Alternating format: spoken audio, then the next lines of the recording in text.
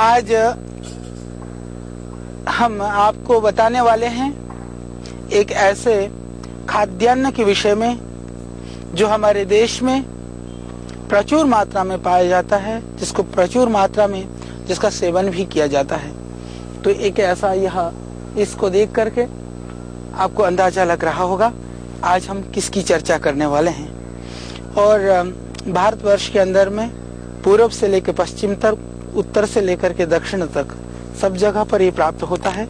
इसको मक्की बोलते हैं, मक्का बोलते हैं, मकई बोला जाता है, भुट्टा बोलते हैं, झीमेज इसका बॉटनिकल नाम है, झीमेज जिसको कॉर्न बोलते हैं, और गुजराती में मक्करी बोलते हैं, और तमिल में मक्का, चोलम इसका नाम है, मलयालम में भी चोलम बोलते हैं, और बंगाली में इसको भुटिया या जनर बोलते हैं, उड़िया में भी मक्का या बूटा बोलते हैं, उर्दू में भी मक्का या जावरी इसको बोला जाता है।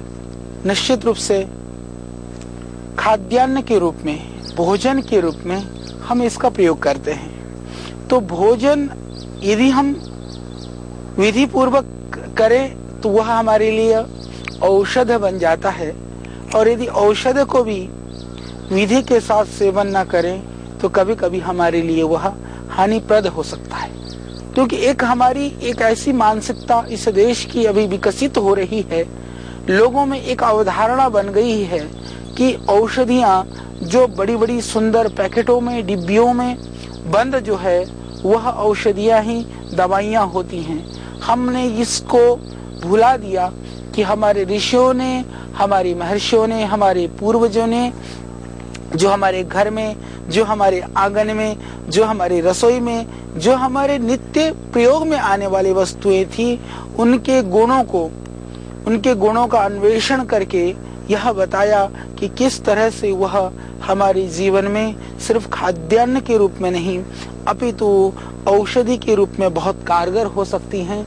ये चीजें किस तरह से हमारे लिए लाभप्रद हो सकती हैं। तो आइए आज हम बात करेंगे इस भुट्टे के संदर्भ में। आप देख रहे हैं यह बहुत ही सुंदर है और पूरे देश में यह होता है। प्रायः आपको पता है कि यदि हम मक्की की बात करें तो लोगों को ज्यादातर पता है कि बरसात के आसपास के सीजन में भुट्टा जो है इसको भून करके खाने में बहुत स्वादिष्ट होता है। तो भुट्टे को भून करके खाते हैं। इसके अतिरिक्त कहीं कहीं अभी हम इसके आटे की रोटी बना करके भी कहीं खाते हैं। परंतु जहाँ तक हमें पता है कि शहर के जो लोग हैं अभी मात्र इसको भुट्टे के रूप में ही इसको भून करके इसका सेवन करते हैं। इसके अतिरिक्त इसके क्या औषधीय गुण हो सकते हैं, हमने इसके ऊपर काफी काम किया और मैं आपको बताना चाहता हूं कि यह जो मक्का है, जिन लोगों को बहुत ही कमजोरी है, वीकनेस है, ये पौष्टिक आहार के रूप में भी इसका प्रयोग कर सकते हैं। और यह मक्का न केवल एक खाद्यान्न है अपितु बहुत सारे औषधि के लिए भी प्राचीन काल से ही इसका प्रयोग हमारे पूर्वज करते आए हैं। और इसका जो संस्कृत में नाम है महाकाय, इसका नाम काफी प्रसिद्ध है। मुझे लगता है कि महाकाय कहने के पीछे इसकी जो शरीर है, इसकी जो आकृति है, वो एक विशालता लिया हुआ है। तो ये बहुत ही लाभकारी है। हम इसके गुणों की चर्चा करेंगे। उससे पहले मक्के के अंदर बहुत ज्यादा प्रोटीन पाया जाता है। प्रोटीन की वजह से जो बहुत कमजोर हैं, सूखा रोग से पीड़ित जो लोग हैं, आज देश के अंदर बहुत ही ज्यादा प्रोटीन की कमी पाई जाती है लोगों के अंदर। तो प्रोटीन की कमी को दूर करने के लिए हम लोग विविध तरह के गोली और वटी खाते हैं। उसकी सेवन करने की आवश्यकता नहीं है। आज देश के अंदर कैल्शियम की कमी है, आयरन की कमी है, प्रोटीन की कमी है। उसको पूरा करने के लिए लोग विविध तरह के औषधियों का सेवन करते हैं। उन सब से पूरे देशवासियों से मैं आग्रह करना चाहता हूं कि हमारे देश के अंदर ये जो अनाज की विविधता है, जो मिले जुले अनाज खाने की जो संस्कृति है, वो अपने आप में एक बहुत बहुत बड़ा उसके पीछे एक विज्ञान है, एक रहस्य है। हम उसको समझें, क्योंकि यह समझना इसलिए जरूरी है कि यदि आप बीमार होते हैं और कैल्शियम की गोली के लिए आप 10-15 रुपए की गोली खाते हैं, आयरन के लिए आप 5-7 रुपए की गोली खाते हैं, प्रोटीन और दूसरे विटामिन के लिए गोली खाते हैं, उसकी आवश्यकता नहीं है। यदि हम थोड़ी सी सावधानी पूर्वक मिले जुला अनाज का सेवन करना शुरू करें, इस संस्कृति को पुनः हमने प्रतिष्ठापित किया है, पुनः हमने प्रारंभ किया है आरोग्य आटा के रूप में, आरोग्य दलिया के रूप में। आरोग्य आटा के अंदर 9 अनाज हैं, उसके अंदर मक्का है, गेहूं है, बाजरा है, ज्वार है, मडवा है। इन सबको मिला करके हमने देखा उसके अंदर प्रोटीन है, उसके अंदर आयरन है, उसके अंदर कैल्शियम है, उसके अंदर विटामिन हैं, उसके द्वारा जो हमारे शरीर के लिए मिनरल्स की आवश्यकता है उसकी पूर्ति होती है। हमारे यहाँ एक गलत अवधारणा फैल गई है कि बहुत सारे अनाजों को हमने बांट दिया है, ये गरीबों के लिए है, ये अमीरों के लिए है। मकई एक तरह से जिन लोगों के पास संसाधन नहीं है, बिहार, बंगाल, आसाम या पहाड़ी राज्यों में जहाँ खाने के लिए दूसरे अनाज उपलब्ध नहीं है, बहुत सारे तत्व मकई के अंदर गेहूं से ज्यादा हैं, परंतु प्रायः मकई खाने वाले लोगों को लोग समझते हैं कि ये गरीबों का आहार है। गरीबों का आहार नहीं है, ये आपको निरोग और निरामय करने का आहार है। इसलिए आहार में इसको शामिल कर लेना चाहिए। जो मक्के का सेवन करते हैं, मक्के को ऐसी आप भून करके कॉर्न के रूप में आपको बाजार में मिलता है भुना हुआ मक्का, यदि उस मक्के का भी यदि आप सेवन करते हैं नियमित रूप से, तो आप देखेंगे कि भुना हुआ मक्का बहुत प्रचुर उसके अंदर प्रोटीन है, वह आपके कफ के लिए वो हेल्प करता है। और मक्के को जो भून करके ऐसे आग में भून करके खाया जाता है, मक्के को भून करके खाने से वह भी बहुत ही पौष्टिक है। और इसके अंदर एक विशेष करके ग्लूकोज, एक शर्करा होती है, और वो शर्करा इसको यदि गन्ने से भी कम परिश्रम से यदि ये किया जाए, अभी बाजार के अंदर इसकी जो शर्करा है, इसकी जो चीनी है, जो मक्के के द्वारा बनाई गई है, पर्याप्त मात्रा में उपलब्ध है। मक्के के अंदर बहुत मिठास है, ग्लूकोज की मात्रा बहुत ज्यादा है, इसीलिए जो मधुमेह के रोगी हैं उनको मक्के का सेवन कम करना चाहिए। बाकी लोग बहुत ही आनंद के साथ सेवन कर सकते हैं। ये आप देख रहे हैं इसके जो बाल से निकले हुए हैं, ये जो बाल है यदि हम इसको पीस करके थोड़ा सा पानी मिला करके यदि थोड़ा सा मिश्री मिला करके पिला देते हैं तो ये आपकी प्रमेह की बीमारी के लिए बहुत ही लाभकारी है। जिनको ब्लीडिंग होती है उनके लिए भी बहुत ही लाभकारी इस भुट्टे के जो बाल हैं, जिनको आप सोचते हैं कि ये तो बिना काम के हैं, हालांकि यह मूछ नकली बनाने में भी इसको आप बच्चे खेल करते हैं, उस तरह से बनाया जाता है। तो ये सिर्फ मात्र ये प्रकृति की सुंदरता की अनुपयुक्त वस्तु नहीं है, ये देखने में बहुत ही सुंदर है, ये बहुत ही लाभकारी है प्रमेह और प्रदर्भ के लिए। बहुत ही ज्यादा जैसे जिनको यूटीआई इन्फेक्शन है उन लोगों के लिए भी यदि इन मक्के की बालों को निकाल करके और इसको पीस करके थोड़ा मिश्री मिला करके पिए, बहुत ही लाभकारी है। और जिनको ज्यादा श्वेत प्रदर है, रक्त प्रदर है, शीशम के पत्ते, उसमें ये भुट्टे की जो बाल हैं, इनके बालों को लेकर के शीशम के पत्ते के साथ मिला करके मिश्री मिला करके आप घोट करके पिए, बहुत ही लाभकारी है, बहुत ही गुणकारी है।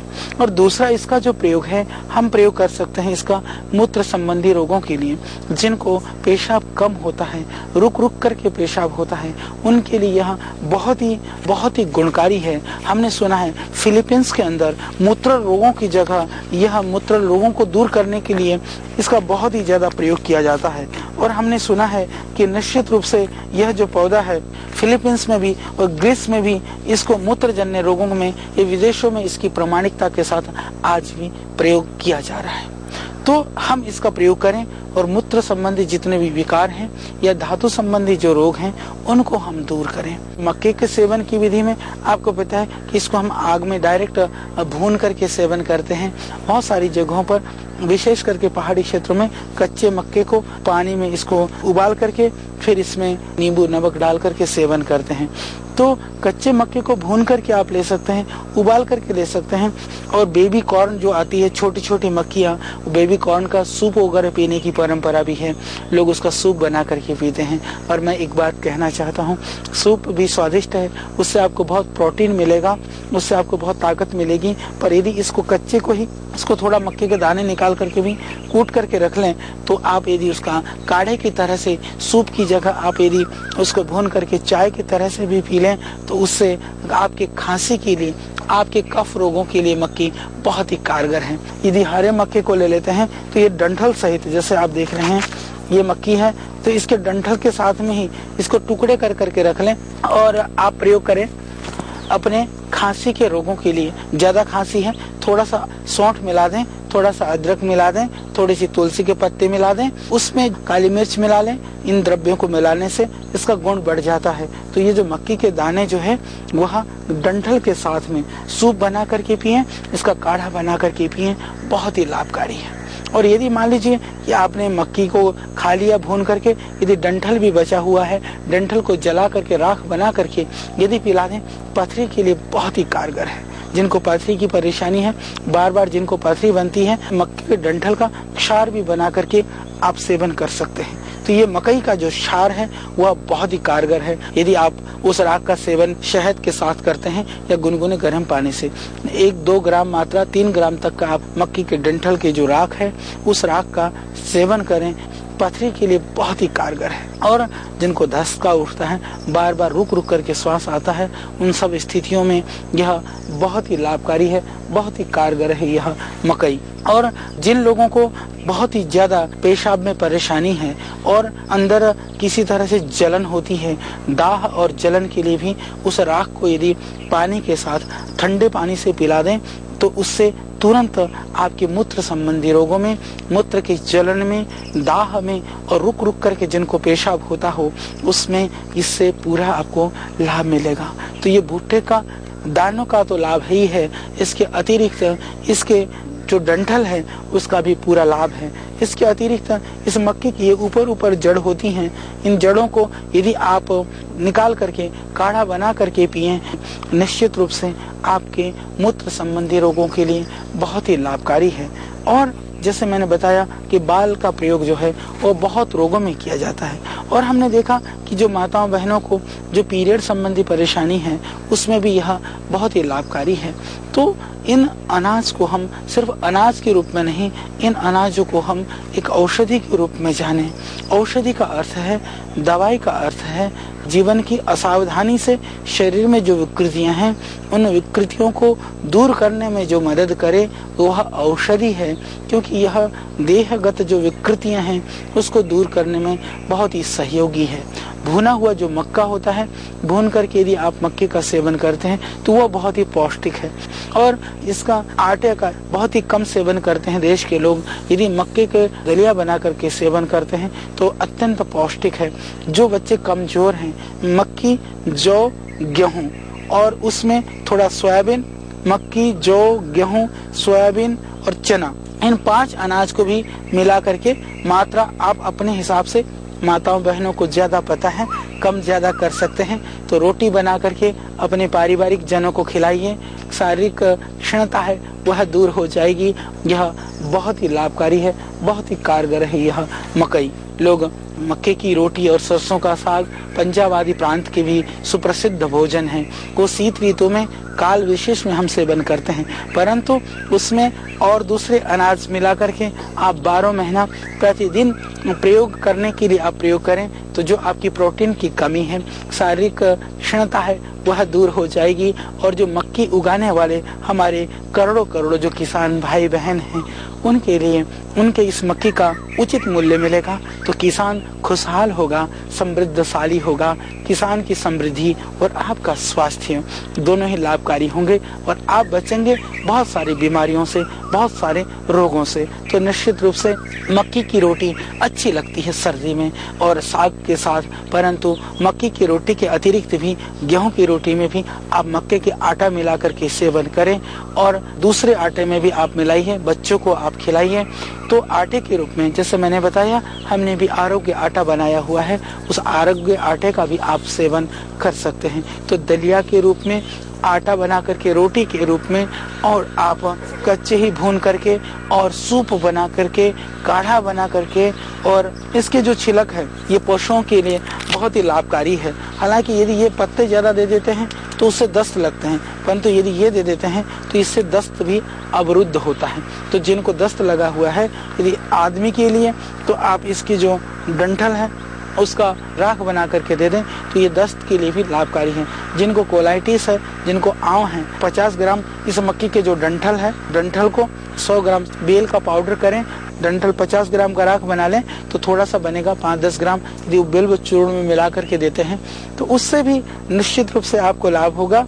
आपके कोलाइटिस के लिए, संग्रहण के लिए, जो पेट की परेशानी है उसके लिए भी। तो यह बहुत ही लाभकारी है, बहुत ही गुणकारी है। और इसका एक और प्रयोग मैं बताना चाहता हूँ कि मकई जो है आमवात की जो प्रारंभिक स्थिति है उसके लिए बहुत ही लाभकारी है। आपको अर्थराइटिस और दर्द और सूजन की जैसे शुरुआत होती है तो उस समय आपका जो ये मकई है वह लाभ करता है। तो आमवात के प्रारंभ में मकई पथ्य है, बाद में बढ़ने के बाद में जरूर यह लाभ नहीं करता है, नुकसान करता है। और जितने भी इसके जो विशेष करके इसका जो लाभ है, जो हृदय को स्वस्थ रखना चाहते हैं, ये हृदय को उत्तेजित करता है। ये मॉडर्न रिसर्च कहता है कि मकई हृदय की जो मांसपेशियां हैं उसको उत्तेजित करता है। यदि कोई ऐसा आहार है जिसका सेवन करने से हमारा जो हृदय का फंक्शन है, यदि आपका हार्ट का जो फंक्शन है वो कम हो जाता है तो बहुत मुश्किल से ही वो बढ़ता है। हालांकि प्राणायाम करने से, योग करने से वो बढ़ जाता है, परंतु उसको यदि किसी आहार के द्वारा बढ़ाना चाहते हैं तो यह मकई उसके लिए बहुत ही कारगर है। यह आधुनिक जो रिसर्च है, अनुसंधान है, उससे भी सिद्ध हो चुका है। तो ये निश्चित रूप से हृदय को ताकत देने वाला है। यह आपके गुर्दे को शक्ति देने वाला है। जिनको गुर्दे कमजोर हो गए हैं, जिनको प्रोस्टेट की जो कमजोरी है, जिनको बार बार पेशाब जाना पड़ता है, रुक रुक करके पेशाब होता है, उनके लिए भी यह मकई का सेवन आटे के रूप में, दलिया के रूप में, उनके लिए भी लाभकारी है। जो बच्चे रात को पेशाब करते हैं बिस्तर के अंदर, उनके लिए भी यह लाभकारी है। उनको भी मकई खिलाइए, रात को पेशाब करना वो बच्चे बंद कर देंगे। तो इस तरह से एक मकई के अनेक गुण हैं, एक एक खाद्यान्न के अलग अलग गुण हैं।